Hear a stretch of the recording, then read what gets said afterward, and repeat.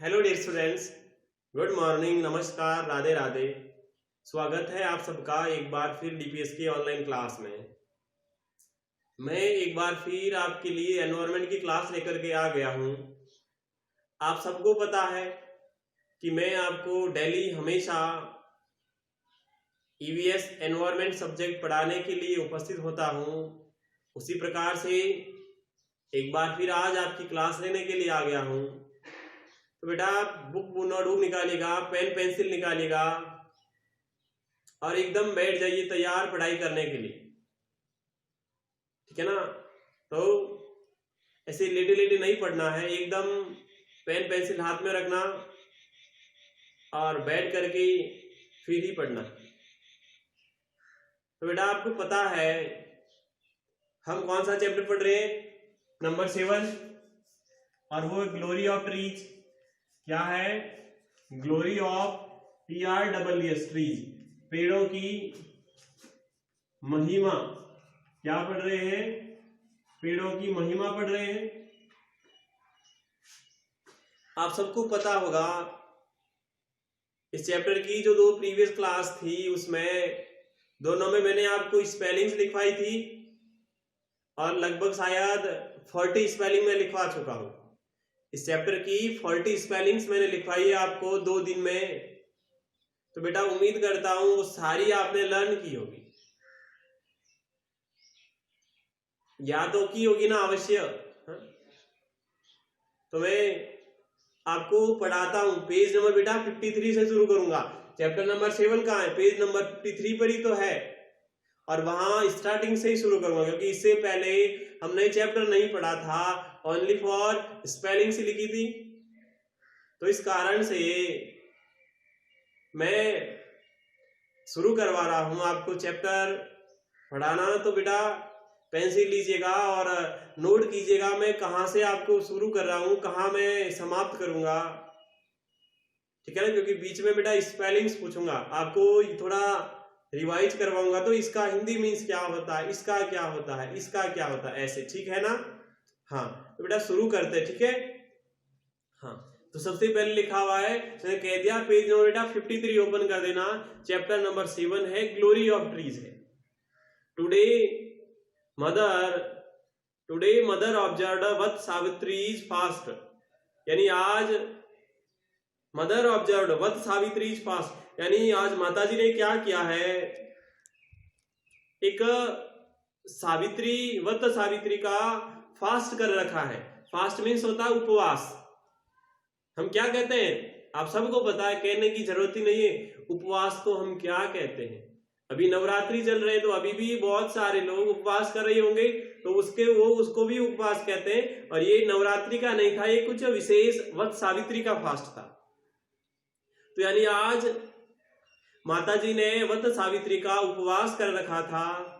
She was preparing, वह तैयारियां कर रही थी किसकी? फॉर वर्शिप, यानी पूजा करने के लिए। यानी माता जी पूजा करने के लिए तैयारियां कर रहे थे। सीइंग दिस, यह देख करके, भावना आस्क्ड, सीइंग दिस का मीन्स होता है यह देख करके भावना ने पूछा। क्या पूछा? पूछा mother is there any special worship today, पूछा माता जी क्या आज वहां कोई विशेष पूजा है? क्या पूछा? भावना ने अपने माता जी से कहा, माता जी क्या आज कोई विशेष पूजा है? मदर टोल्ड, माता जी ने कहा कि today bird tree would be worshipped, उन्होंने कहा कि आज वट वृक्ष की पूजा की जाएगी। वट वृक्ष क्या होता है? बरगद का पेड़ होता है। आपको पता है ना, बहुत बड़ा पेड़ होता है भड़ले जैसा, जिसके ऊपर से शाखाएं ऐसे नीचे लटकी हुई रहती है। तो उन्होंने माता जी ने कहा कि आज वट वृक्ष की पूजा की जाएगी, उस बरगद के वृक्ष की पूजा की जाएगी। द सेम वे, उसी तरीके से many trees are worshipped on different occasions, उन्होंने कहा माता जी ने कहा भावना से कि उसी तरह से अलग अलग अवसरों पर कई पेड़ों की पूजा होती है। उन्होंने क्या कहा, अलग अलग अवसरों पर उसी तरह क्या होती है, पेड़ों की पूजा होती है।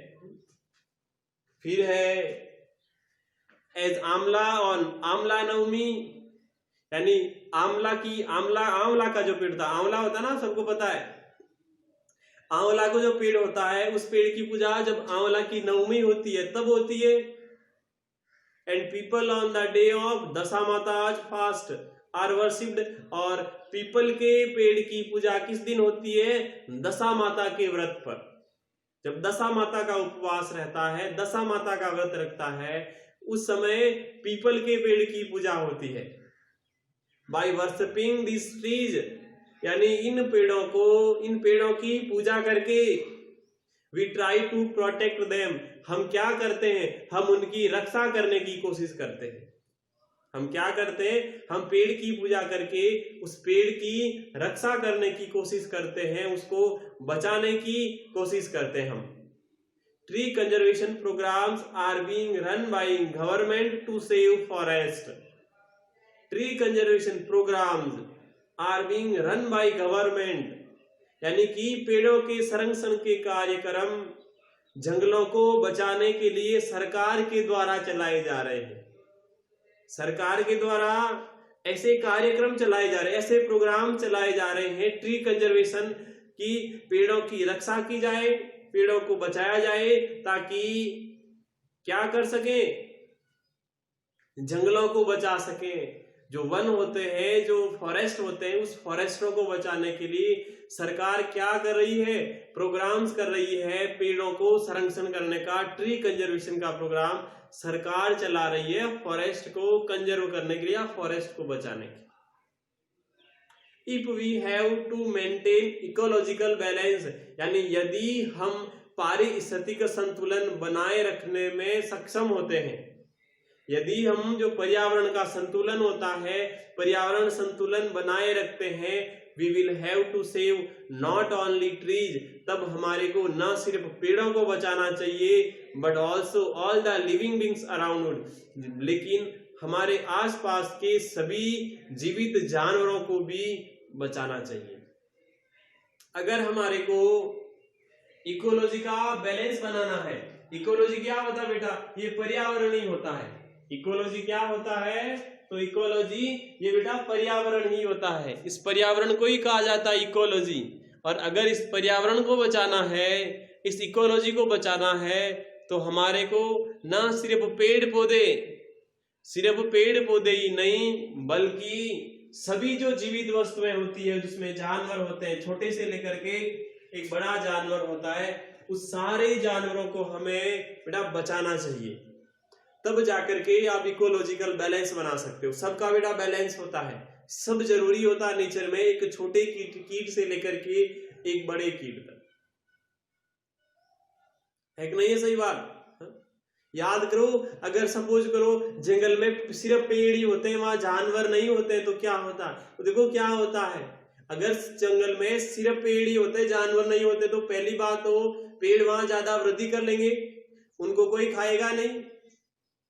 अब जब उन पेड़ों को कोई खाएगा नहीं तो पेड़ बहुत वृद्धि कर लेंगे, और पेड़ों की भी अंतिम एज तो सबको पता आती है, पेड़ की भी एज होती है कि वो उस एज के बाद में पौधा अपने आप ही मर जाता है। तो एज आने के बाद में जब पेड़ पौधे गिर जाएंगे, तो बेटा वहां पर वापस नए पेड़ पौधे तो उगेंगे नहीं। क्यों?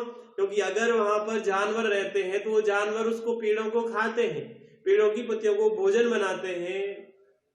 उसके अलावा जो जानवर मल पदार्थ जो त्यागते हैं, उससे खाद बनती है, वो खाद पौधों को वापस मिलती है, तब बेटा पौधा वृद्धि करता है। अब जानवर नहीं रहेगा तो पौधों को खाद नहीं मिलेगी, और खाद नहीं मिलेगी तो पौधे ग्रो नहीं करेंगे। तो इकोलॉजिकल बैलेंस अगर बनाना है तो नेचर में बेटा सभी चाहिए, पेड़ पौधे भी चाहिए, पेड़ पौधों के साथ में अन्य जानवर भी चाहिए। आगे देखिएगा, भावना ने पूछा why we should do so, हमें ऐसा क्यों करना चाहिए? क्या पूछा भावना ने पूछा हमें ऐसा क्यों करना चाहिए। तब उसके माता जी ने आंसर दिया ड्यू टू डिफॉरेस्टेशन, कि अगर हम डिफॉरेस्टेशन कर देंगे, क्या होता है बेटा डिफॉरेस्टेशन? देखो होमवर्क दे रहा हूं CALLIGRAPHY,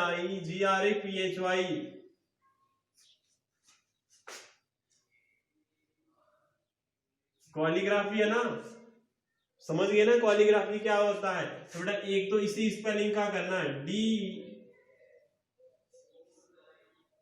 DFORESTATION, एक तो डिफॉरेस्टेशन जो वनोन्मूलन होता है, इसका हिंदी अर्थ लिखवाया हुआ है, प्रोनाउंसिएशन भी लिखवाया है। तो बेटा इसकी क्या करनी, कॉलियोग्राफी करनी है HW में, होमवर्क में यही है बेटा। डिफॉरेस्टेशन अभी स्पेलिंग आई है और इसकी कॉलियोग्राफी करनी है नोटबुक में, ठीक है ना।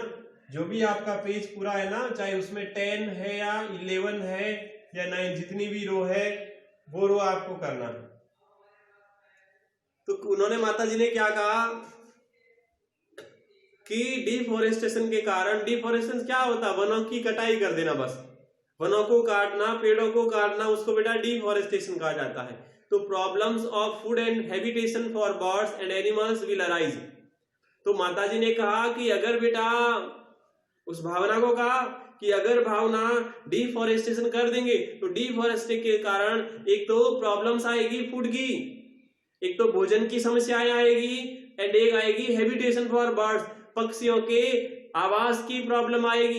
पेड़ नहीं होंगे तो बेटा पक्षी कहाँ रहेंगे? पेड़ तो पेड़ों पर ही रहते हैं पक्षी घोंसला बनाकर। तो उन्होंने कहा है एक तो भोजन की समस्या आ जाएगी अगर पेड़ पौधे नहीं रहेंगे तो, दूसरा पक्षियों के लिए आवास की प्रॉब्लम हो जाएगी, एंड एनिमल्स और जानवरों के लिए भी विल अराइज यानी बढ़ जाएगी। उन्होंने कहा वनों के कटाव के कारण, वनोन्मूलन के कारण जानवरों और पक्षियों के लिए भोजन और आवास की समस्याएं बढ़ जाएगी। डिफॉरेस्टेशन के कारण ऐसा होगा, जानवरों के लिए खाना नहीं होगा अगर पेड़ पौधे जंगल नहीं रहेंगे तो, और पक्षियों के लिए रहने की जगह नहीं रहेगी। अब बेटा जंगल में शेर रहता है, चीता रहता है, ये कहाँ रहते हैं? जंगल में रहते हैं। जहां पर ज्यादा पेड़ पौधे होते तो वो जंगल में रहते हैं। अगर ऐसे जंगल ही नहीं रहेंगे, अगर ज्यादा पेड़ पौधे नहीं रहेंगे तो वो उस जंगलों में से भागकर गाँव में आ जाएंगे, और गाँव में उसको खाना मिलेगा नहीं तो वो क्या खाएंगे? या तो आपको खाएंगे या मेरे को खाएंगे। तो बेटा ये नुकसान होता है। फिर भावना ने कहा mother I have heard about Amrita Devi. Mother Bhavna ने उस माता जी से कहा कि माता जी I have heard about Amrita Devi, की मैंने अमृता देवी के बारे में सुना है। वो कह रही है मैं अमृता देवी के बारे में सुन चुकी हूँ, tell me about her in detail, उसके बारे में मुझे विस्तार से बताइए अमृता देवी कौन है। भावना ने ऐसा कहा कि माता जी मैंने अमृता देवी का नाम सुना है, उसके बारे में मेरे को विस्तार से बताइए। बेटा कौन थी अमृता देवी? है आपकी मासी थी या मामी थी? बताओ कौन थी अमृता देवी? मौसी थी आपकी? हो सकता है, नाम तो बहुत सारे मैच कर जाते हैं, तो हो सकता है, जरूरी थोड़ी है कि वही थी अमृता देवी। इस संसार में बहुत ही अमृता देवियां है ना। तो बेटा अमृता देवी के बारे में क्या है क्या नहीं है, ये हम क्या करेंगे, हमारी अगली क्लास होगी उसमें डिटेल से पढ़ेंगे, क्योंकि डिटेल से बोला गया अगर डिटेल से पढ़ोगे तो एक पूरी क्लास लगेगी हमारे को। इसीलिए हम हमारी क्लास को कंप्लीट कर रहे हैं। होमवर्क मैंने आपको दे दिया, डिफॉरेस्टेशन जो स्पेलिंग है इसकी बेटा कॉलिग्राफी करनी है, एक पेज करना है कुल मिलाकर के, ठीक है ना। चाहे 10 रो हो, चाहे 11 हो, चाहे 9, कितनी भी रो हो आपकी नोटबुक में, एक पेज पूरा करना है। अब बेटा आपसे विदा लेते हैं, वापस कल लौटेंगे। तब तक भगवान से प्रार्थना करूंगा आपको स्वस्थ रखें, आपके परिवार को स्वस्थ रखें, ठीक है। फिर कल मिलते हैं वापस हमारी अगली क्लास में। तब तक के लिए बेटा bye bye, have a nice day, thank you.